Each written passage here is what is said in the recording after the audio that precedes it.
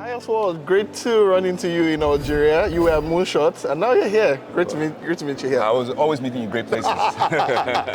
All right, I think I was teasing you off camera about being an ecosystem connector in Nigeria. Tomiwa said government to the ecosystem, and now you're here as well in Algeria. For you, what's that about? And it feels like your influence is extending across the continent. So for you, what's the agenda? So I started jokingly calling myself the digital evangelist. I see this as sort of a mission. I see it as a gospel. The idea of digitizing Africa and getting Africa in the right position it should be in the digital economy is something that I take very seriously. And I believe core to that, in the Bible, love is very, very strong. Yeah. In the Quran, love is very strong. But I believe core to this is collaboration. So conferences like this, I think, serves one key purpose.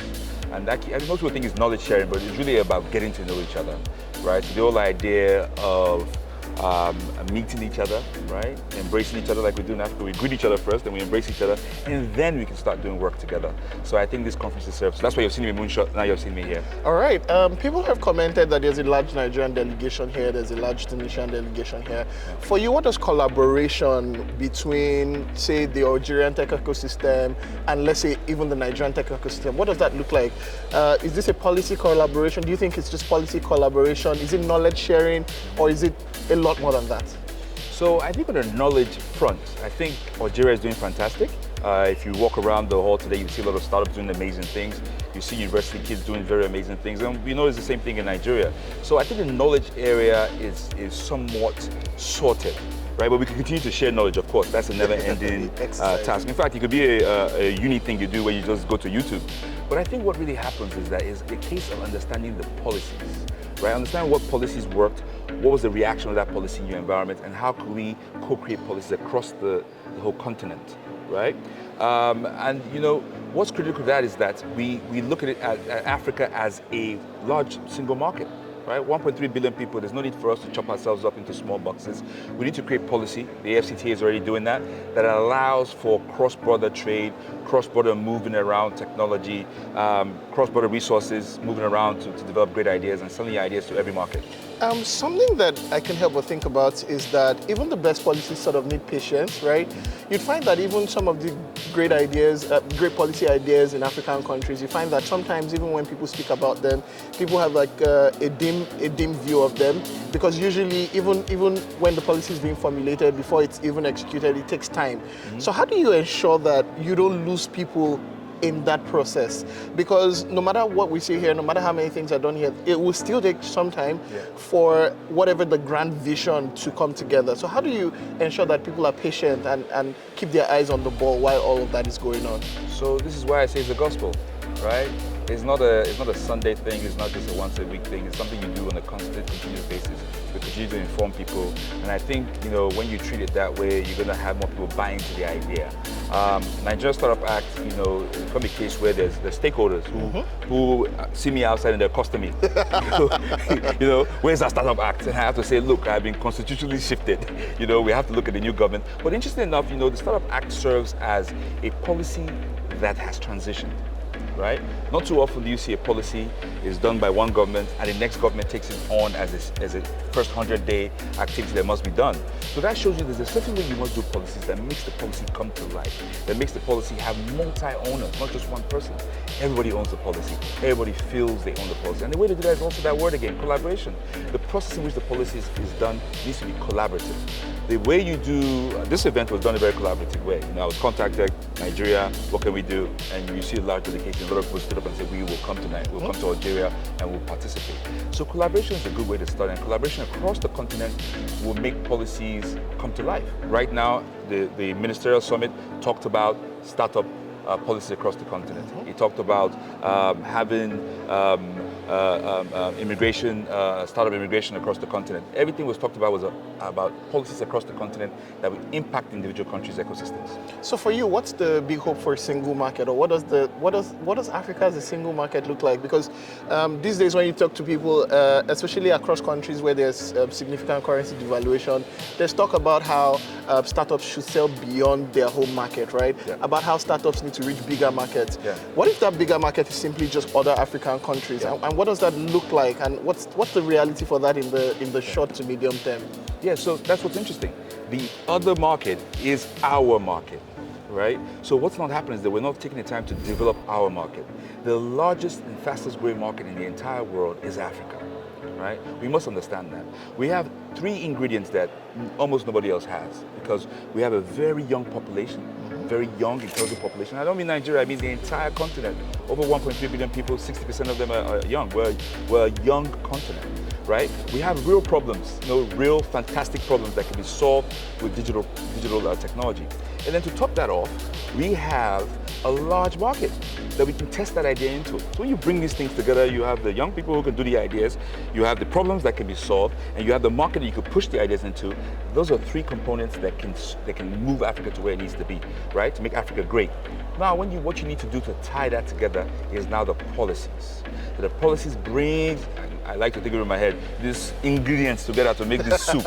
You understand? So the policy is what brings it all together to make this fantastic soup that we're going to make, and which is the market you're describing, right? What does the market look like? It looks like I'm in Mauritania, and I have a fantastic idea that I believe will solve a problem, and I start in Mauritania. And guess what? That idea becomes useful in Nigeria, in Algeria, in Uganda, and I'm across the continent, and that market is mine from Mauritania, right? So I'm even picking the smaller countries. I'm in Benin, right? But I'm selling it into Congo.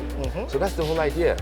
So we were in Uganda, I think last month. We're also in Rwanda, because in both countries as well, the government is doing a lot of talk and a lot of doing around tech, how to bring in tech investments. So how do we tie all these things together in that we're seeing government action across all of these places? Yeah. How much would you say does the private sector also need to push, right? And how much would you say, for instance, some of that has to start with the government? Would you say it's sustainable for the government to keep pushing, or is your view that the government will begin the push and then at some point people will step in and say, okay, we'll take over from here, or will it continue to be a collaborative effort? So I believe it needs to be a collaborative effort from day one. I think both parties, right? So I often tell people that the bigger parts of the ecosystem is the public sector and the private sector, right? Government and entrepreneurs. I tend to sometimes call them, policymakers and practitioners, right? I think both of them really need to, once again, the key word, collaborate. Right? And because the policy development that needs to happen cannot be done in silos. It needs to be done as a collaborative initiative, right? And then across the continent, I believe every country needs to have collaborative processes within their countries, but with the eye and the mind that it's actually a bigger market and we need to have a collaborative process across the entire continent, right? With that, we'll be able to open up the market to ourselves as the first step before we now start approaching the entire world, yeah. All right, since we're talking about the public and the private sector, now you're a managing partner at DigitA. Yes. What does DigitA do? Tell us about that. So DigitA is a small practice. I like to say small practice. Is that you being modest? Wow, we just started it the other day. Small practice. We focus on advisory. We focus on policy development, and we focus on execution. Now, every time I say that, I think of it's sort of a process, right? So first, we're going to talk to you about the problem, which is advice. We'll give you some ideas on how to go forward. Then we do policy development, which is either the strategy or the actual policy development. And the part that we're really excited about is that we actually can execute it for you, right? So we can develop the policy and we can actually execute it. Everything in the digital space is where we are focused on across the continent and also globally. All right, fantastic. Apart from collaboration, what other sort of I wouldn't say problems, but what sort of solutions are you excited about for especially Africa? Apart from collaboration, what's big for you? For instance, I think I heard some talk here also about an African Startup Act. I think in other African countries, some of these conversations are happening. How big do you think is a Startup Act? Let's say, of course it will be localized, yeah. But let's say common thinking about a Startup Act. How important would you say that is to Africa? No, I think it's an excellent way to go. I mean, I've said this more than once to a number of people from different countries. To give a little shout out to Nigeria, most countries come and say they love what we did with our act. And they try to figure out which aspects of it they can use and probably phase it over several iterations of the process. I think Nigerian Startup Act was good. It could have been more aggressive. What I tend to tell people is that that's just 1.0. We must fully implement it, see what's wrong with it, and then move to 2.0. That's just the beginning. The Nigerian Startup Act is just a seed of where we need to go. right? So that's a starting point. So I think every country needs to go through that process. All African states need to go through the process of developing a startup act. And what's interesting about that is, whilst we go out into Africa, we're also looking at going into Nigeria, as in every state needs to adopt the Nigerian Startup Act. So when we have every country looking at a startup act, then we can now get together and say, okay, what belongs in an Africa Startup Act, right? We have the young people, we have the problems, we have, the markets. What do we need to do to pull together to ensure that we are selling to ourselves? And also, what's also key is that understanding what the foundational issues are in Africa, right? And making sure that we also address that. So a Startup Act policy, I think to address your question directly, you moved to the Startup Act, but you asked me what solutions. A Startup Act policy is just one of many things that needs to happen to actually move us down our innovation path, right? Our digital evolution path. One of the other things we need to think about is all the foundational issues. And when I say foundational issues, I think of infrastructure, I think of digital literacy, I think of digital inclusion. These are things that will help us expand the market, right? Because the market is limited to who has the right phones and who can actually use the right phones. So you can get someone smaller. So we can say in Nigeria, maybe 40 million, maybe 50 million. It's out of 200 million. You can imagine what you do with the other 150 million as a startup. So those are the things we have to look at from the commercialization, but also when you think about bettering lives of the citizens, when you think about the fact that down the road, the poverty line of a country will be in the same coordinates as how digital is your country, right? As things get more digital. So it's important that we digitize the country from our e-governance to the digital citizenry, to being able to provide services to our citizens. You think about going beyond enumeration. So right now we have NIN, but NIN is just enumerating, right? We want NIN to now start providing services and engaging.